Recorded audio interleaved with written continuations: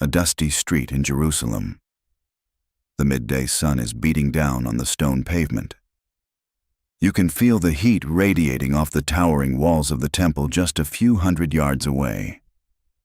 And in the middle of this busy thoroughfare, a man kneels in the dirt. He is being watched.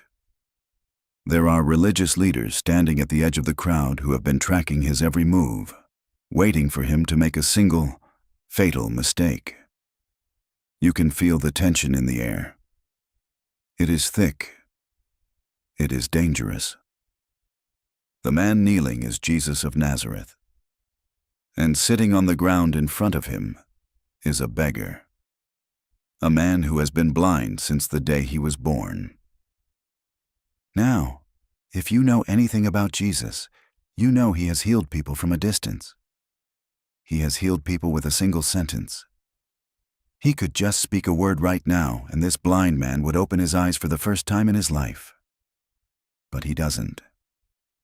Instead, Jesus does something strange. He gathers saliva in his mouth. He spits directly into the dry, brown dirt. He plunges his fingers into the earth and begins to mix the spit and the dust together. He is making mud. Why would he do that? Why go out of his way to get his hands dirty when he could have just spoken a word from 10 feet away? Why manufacture a crisis in broad daylight? Because today is the Sabbath. And on the Sabbath, making mud is highly illegal. This is not a story about a day of the week. This is not a story about ancient Jewish calendar traditions.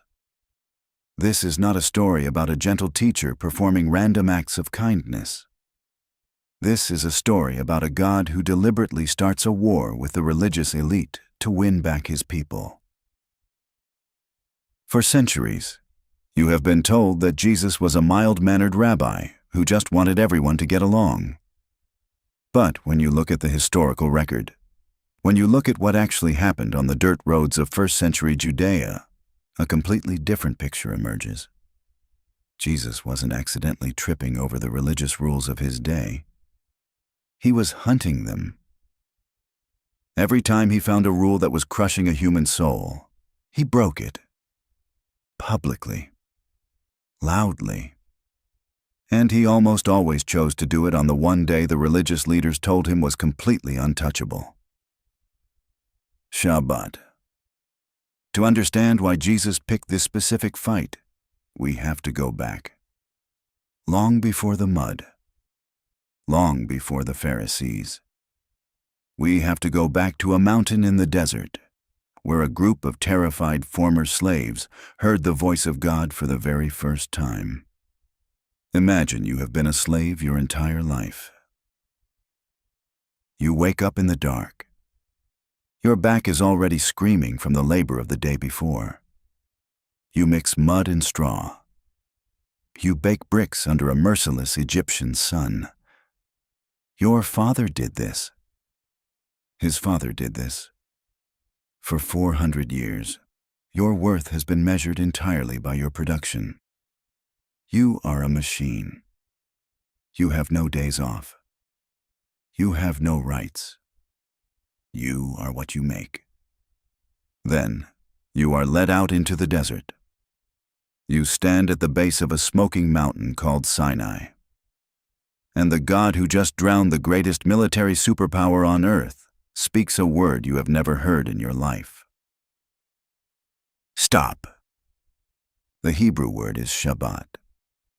It literally means to cease, to rest. When God handed down the 10 Commandments, he was not handing down a restrictive rule to ruin their weekend. He was issuing a radical decree of emancipation. He was looking at a nation of traumatized slaves and telling them that they were no longer defined by their output. Take a breath. Take a whole day and just breathe. The world will not fall apart if you stop working, because I am holding it together. Shabbat was meant to be the ultimate gift of freedom. But humanity has a tragic habit of taking God's gifts and turning them into chains. Fast forward 1400 years. By the time Jesus walks the earth, the religious elite have hijacked the Sabbath. They were so terrified of accidentally breaking the Sabbath law that they built a massive, impenetrable legal fence around it. They created what is known in Hebrew as the melachot, 39 specific categories of work that were absolutely forbidden. These laws were later recorded in a historical Jewish text called the Mishnah, and when you read them today, they are staggering. You couldn't tie a knot. You couldn't untie a knot. If a woman looked in a mirror on the Sabbath, she might see a gray hair, be tempted to pluck it, and therefore perform the work of shearing. That was a violation. You couldn't write 2 letters of the alphabet. You couldn't drag a chair across a dirt floor because it might create a small trench, and that was classified as plowing. You certainly couldn't practice medicine unless a life was in immediate, critical danger. What God designed as a day of deep, restorative rest had become a day of suffocating, paralyzing anxiety.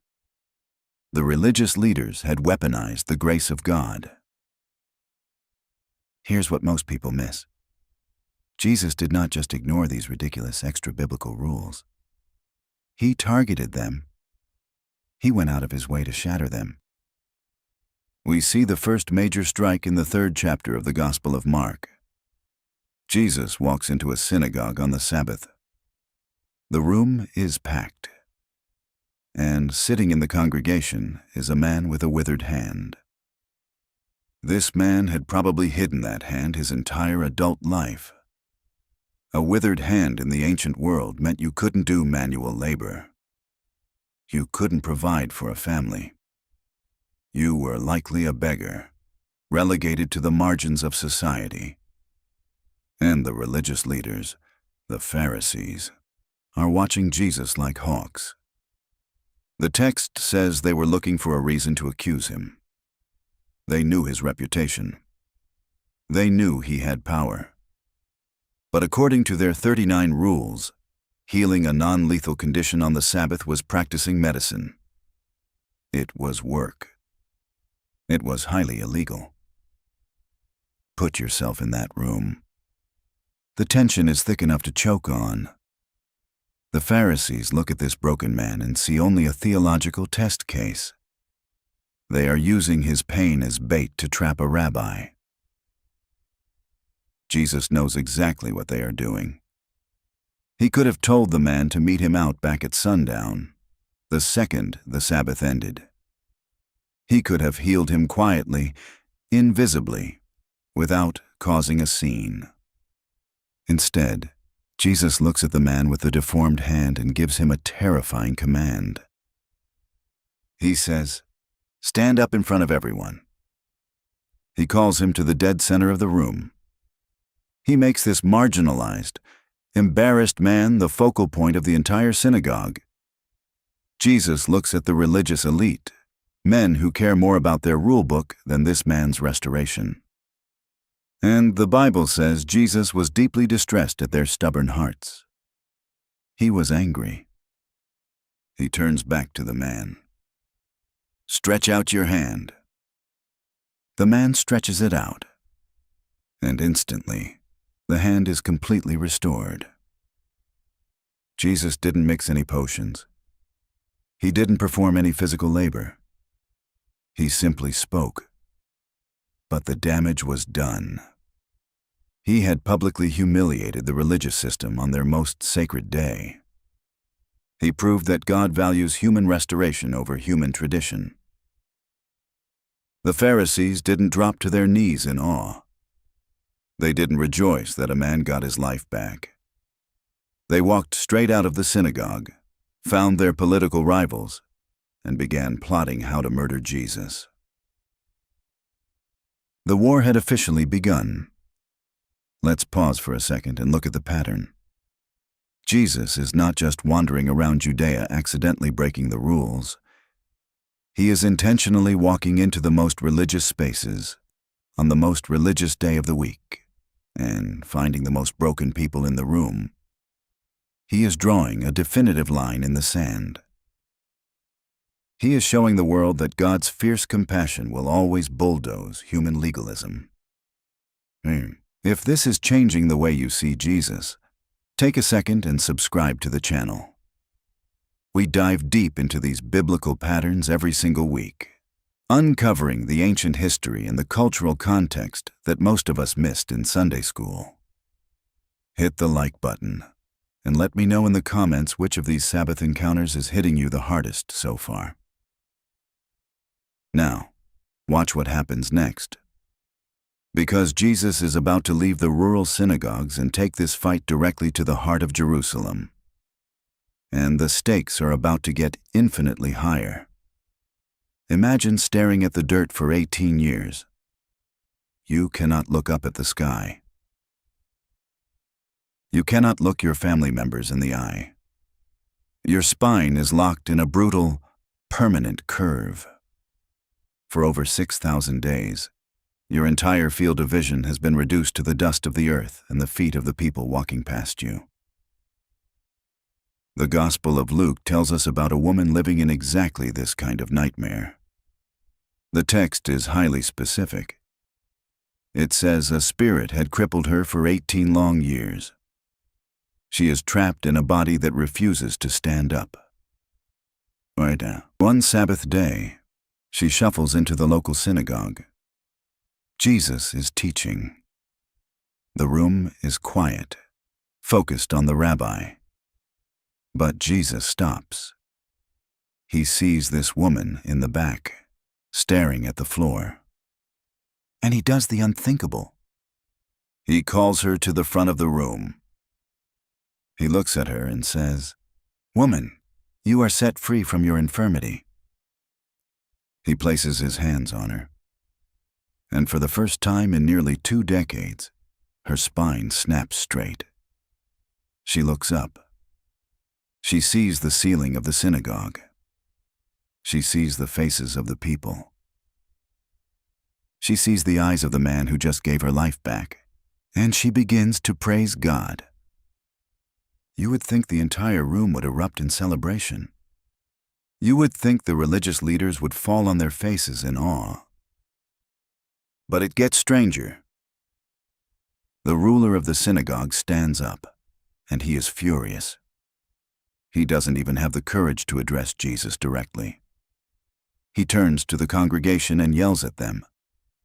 He tells them there are 6 days for work, and they should come and be healed on those days, not on the Sabbath. Look at the absolute blindness of this religious system. A daughter of their own community has just been delivered from an 18-year demonic prison, and all this leader can see is a violation of his scheduling rules. He is offended that a miracle happened outside of his approved calendar. Jesus does not let this slide. He turns to the synagogue ruler and the religious elite, and he publicly undresses their hypocrisy. He calls them out. He says, "You hypocrites! Doesn't each of you on the Sabbath untie your ox or donkey from the stall and lead it out to give it water? Then should not this woman, a daughter of Abraham, whom Satan has kept bound for 18 long years, be set free on the Sabbath day?"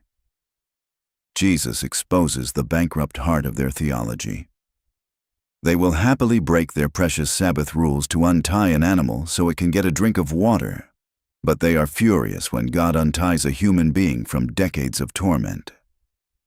Jesus is loudly declaring that human restoration will always override religious red tape. Here is the part nobody tells you. Jesus was just getting warmed up. He was about to leave the rural synagogues and take this war directly to the religious headquarters, to Jerusalem. Just north of the Temple Mount in Jerusalem, there was a massive stone complex called the Pool of Bethesda. It had 5 covered colonnades, and the floors were packed with human suffering. The blind, the lame, the paralyzed. They all lay there, waiting for the waters to stir, believing a local superstition that the first one in the water would be cured. You can imagine the smell. You can imagine the desperation. Jesus walks into this crowd. He steps over the sick and the dying, and he walks right up to one specific man. This man has been completely paralyzed for 38 years. In the ancient world, 38 years is an entire lifetime. This man has no hope. He has no friends to carry him. He has been entirely abandoned by the religious system, left to rot in the shadow of the very temple where God supposedly dwelled. Jesus looks down at him and asks a simple question. Do you want to get well? The man doesn't even say yes. He just offers excuses. He complains that he has no one to help him into the water. But Jesus doesn't need the water. Jesus gives him a 3-part command. Get up. Pick up your mat. Walk. Instantly, 38 years of muscular atrophy reverses. The man's legs fill with strength. He stands up. He rolls up his mat. And he begins to walk. It is a beautiful moment of hope. But Jesus just laid a massive trap. Remember the Mishnah. Remember the 39 forbidden rules of the Sabbath. One of the most strictly enforced laws was the prohibition against carrying an object from a private domain into a public domain. Carrying a mat through the streets of Jerusalem on the Sabbath was a glaring, public crime. Jesus didn't just heal this man. He made him a walking billboard of rebellion against the Pharisees. He intentionally commanded this man to break their laws. When the religious leaders see the man walking, they don't marvel at his working legs. They don't celebrate that a 38-year paralysis has ended. They stop him and interrogate him about the mat. The Greek word used in these debates is ergon, which means work or deed. The religious elite were obsessed with the ergon of a man carrying a piece of fabric. Jesus was obsessed with the divine ergon of restoring a shattered life. When the man tells them that Jesus ordered him to carry the mat, the religious leaders don't seek Jesus out to worship him. The Gospel of John says that from that day on, they began to actively persecute him because he was doing these things on the Sabbath. The trap had sprung. The stakes were now life and death. And Jesus was about to push them over the edge. The religious leaders are officially hunting him. Every time Jesus walks into Jerusalem, the air crackles with danger. The religious elite have drawn their line in the sand, and Jesus is about to step over it one final, explosive time. Which brings us back to the dusty street. Back to the opening scene of this story. Back to the man kneeling in the dirt. Jesus finds a beggar sitting outside the temple gates, a man who has been blind since the moment he was born. And remember what happens next. Jesus doesn't just speak a word. He doesn't just lay a hand on the man's eyes. He gathers saliva in his mouth. He spits directly into the dry earth. He plunges his fingers in, and he begins to mix the spit and the dust together to make mud. And for thousands of years, people have read this and thought it was just a strange medical remedy. Or a beautiful metaphor for creation, reaching all the way back to the book of Genesis. But when you understand the historical context, when you read this through the eyes of a first-century Pharisee, a massive, blinding light bulb goes on. Remember the 39 forbidden rules of the Sabbath? Rule number 8 was baking. And a highly specific subcategory of baking was kneading. According to the oral law, mixing a liquid with a solid substance to form a paste was explicitly illegal on the Sabbath. Jesus did not need the mud to heal the man's eyes. He was making a weapon. He intentionally manufactured a glaring, undeniable legal crisis in broad daylight.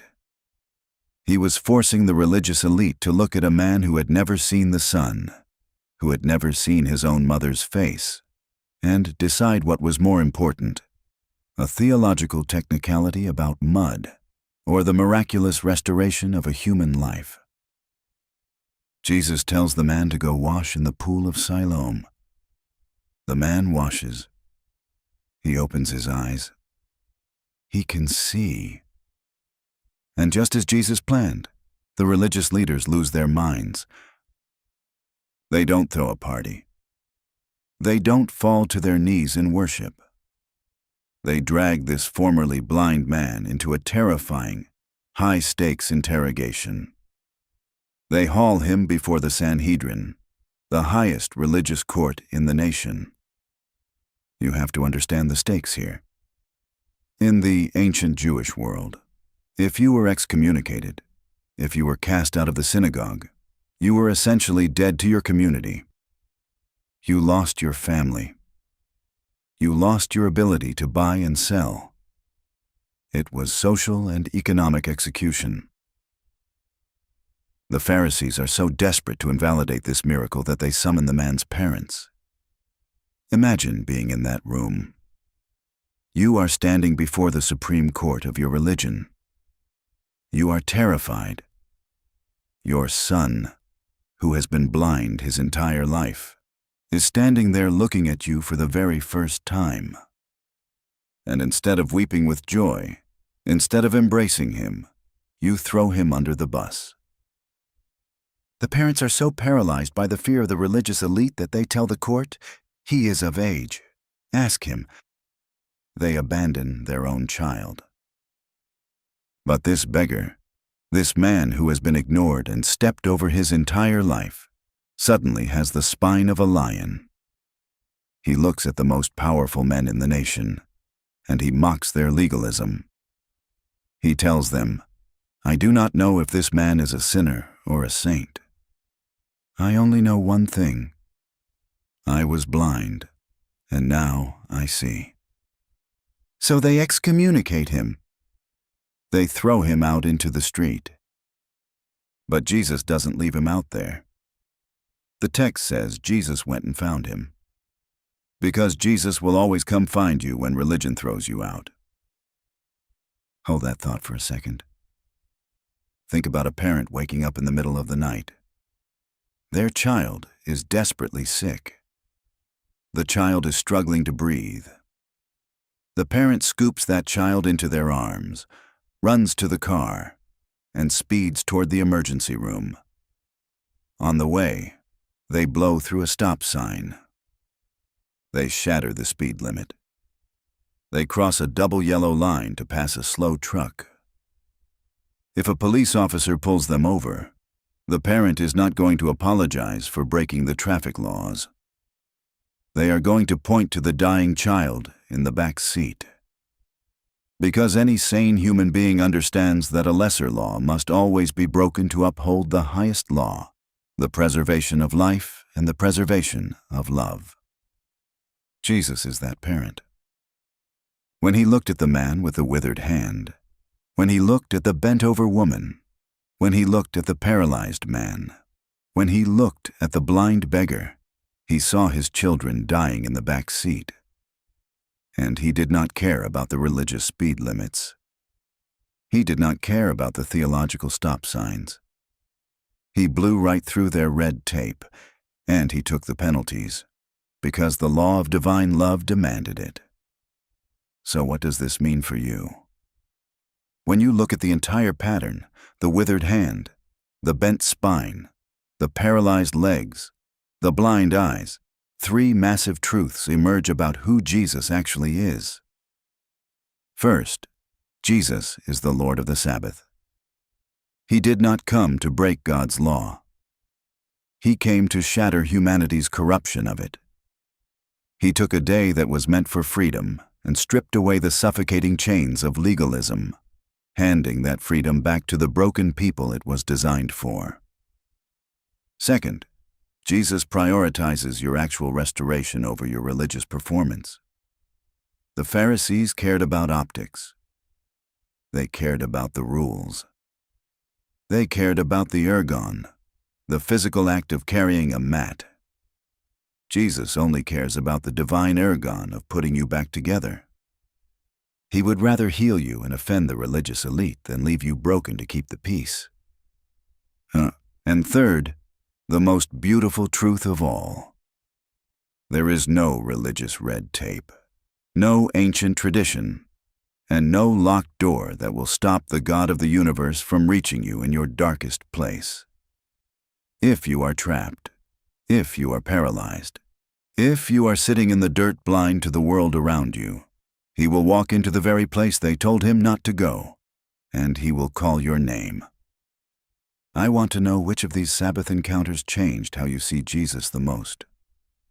Was it the man with the withered hand? The woman bent over? The mud on the eyes? Let me know down in the comments. Because the God we serve doesn't just rest on the seventh day. He restores on it.